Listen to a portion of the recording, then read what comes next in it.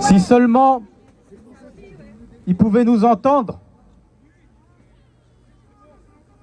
Hier, on leur a éteint la lumière. Alors, au nom des miens, et en tant que représentant de la nation, je veux commencer par rendre hommage à ceux qui n'existent pas dans les médias français, ni dans la bouche de nos représentants politiques. Je veux dire merci à la journaliste Shiren Abu Akleh, assassinée en 2022 par l'armée israélienne. Merci à la journaliste Doua Sharf, assassinée dans sa maison le 25 octobre par l'armée israélienne. Merci au photographe Motaza Zaïza, toujours en vie. Merci au journaliste Wael Al-Dadou, qui a perdu ses 2 enfants et sa femme il y a peu, tuée par un bombardement de l'armée israélienne.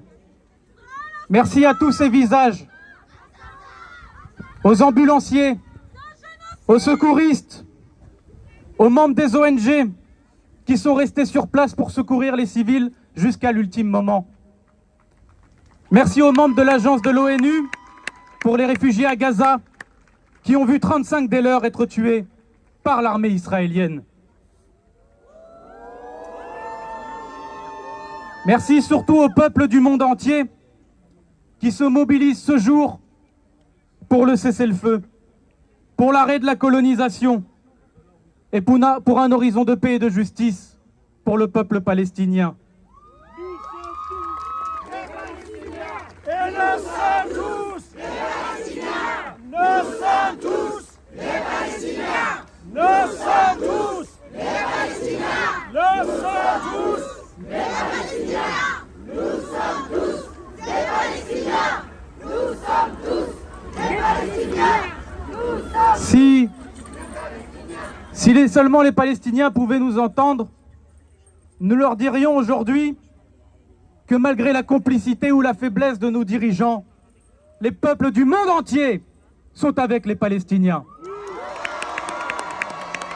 Ici en France, là-bas en Angleterre, dans tout le monde arabe, jusqu'au Brésil, et même aux États-Unis, où hier soir, des Juifs américains ont refusé que ce massacre soit fait en leur nom.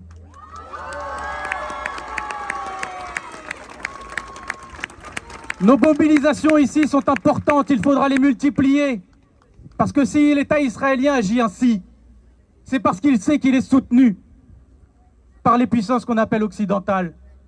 Et que c'est ici qu'il faut mettre la pression aux dirigeants pour faire condamner et être enfin une fois ferme avec la violation des droits internationaux qu'Israël a fait depuis plus de 100 fois depuis 1947.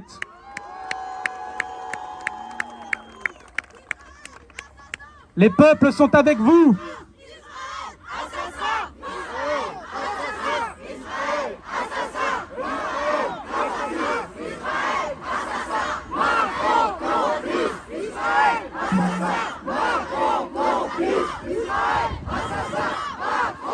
Les peuples sont avec le peuple palestinien parce que contrairement à ce qui est craché à la télé, c'est pas un conflit de civilisation ou de religion. Il s'agit simplement de refuser le massacre et de faire respecter le droit à l'autodétermination du peuple palestinien. Et que nous, contrairement à eux, nous n'avons qu'un cœur. Horrifiés par ce qu'il s'est passé le 7 octobre. Horrifiés alors par le massacre de milliers de civils et le nettoyage ethnique en cours à Gaza. Nous n'avons qu'un cœur. Nous ne trions pas. Nous ne faisons pas un choix. Contrairement à des gens qui ont un cœur de charbon. Et nous disons ici que la vie d'un Palestinien vaut autant que la vie d'un Israélien.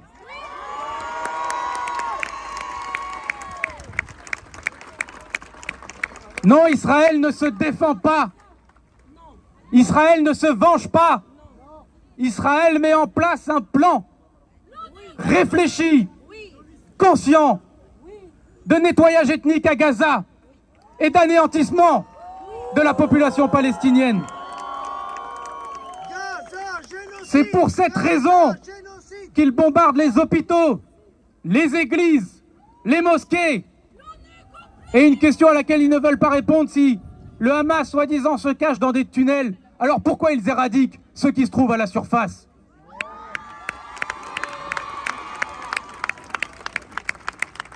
Malgré la peine et la douleur que nous ressentons en ce jour, nous sommes venus dire une chose simple à tous les gouvernants de ce monde, y compris à Israël. Vous n'arriverez jamais à bombarder la liberté.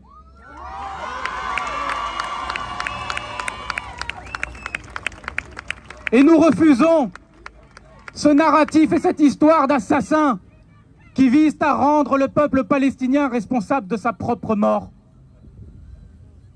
Aujourd'hui, nous pleurons, nous nous actionnons, nous bougeons, et demain, nous sourirons à l'autodétermination, à la paix et à la liberté pour le peuple palestinien. Merci à vous. Merci, monsieur le député.